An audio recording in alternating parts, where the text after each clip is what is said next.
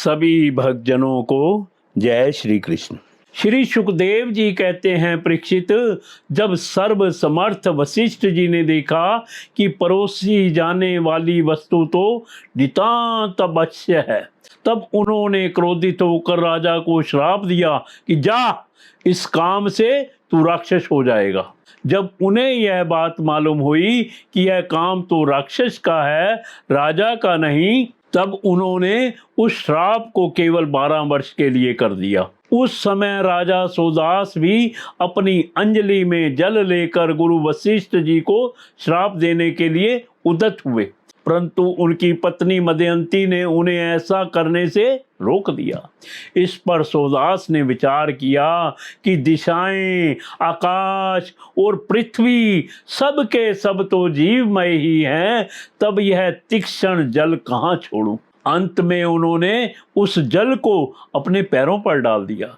इसी से उनका नाम मित्रसह हुआ।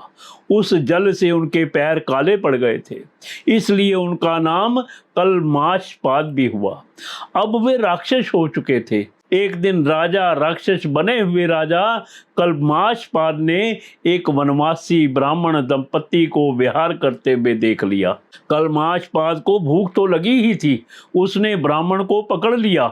उसने कहा, राजन, आप राक्षस नहीं हैं, आप महारानी मदयंती के पति और इक्ष्वाकु वंश के वीर महारथी हैं। आपको ऐसा धर्म नहीं करना चाहिए। मुझे संतान की कामना है, इसलिए आप मुझे मेरा यह ब्राह्मण पति दे दीजिए। राजन, यह मनुष्य शरीर जीव को धर्म, अर्थ, काम और मोक्ष चारों पुरुषार्थों की प्राप्ति कराने वाला है, इसलिए वीर, इस शरीर को नष्ट कर देना सभी पुरुषार्थों की हत्या कही जाती है। फिर यह ब्राह्मण तो विद्वान है, तपस्या, शील और बड़े बड़े गुणों से संपन्न है। यह उन पुरुषोत्तम पर ब्रह्म की समस्त प्राणियों के आत्मा के रूप में आराधना करना चाहता है, जो समस्त पदार्थों में विद्यमान रहते हुए भी उनके पृथक पृथक गुणों से छिपे हुए हैं। राजन, आप शक्तिशाली हैं। आप धर्म का मर्म भली भांति जानते हैं। जैसे पिता के हाथों पुत्र की मृत्यु उचित नहीं, वैसे ही आप जैसे श्रेष्ठ राष्ट्रियों के हाथों मेरे श्रेष्ठ ब्रह्म ऋषि पति का वध किसी प्रकार उचित नहीं है। आपका साधु समाज में बड़ा सम्मान है।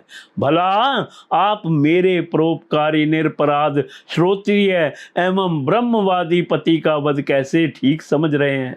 ये तो गौ के समान निरीह है। फिर भी यदि आप इन्हें खा ही डालना चाहते हैं तो पहले मुझे खा डालिए, क्योंकि अपने पति के बिना मैं मुर्दे के समान हो जाऊंगी और एक क्षण भी जीवित ना रह सकूंगी।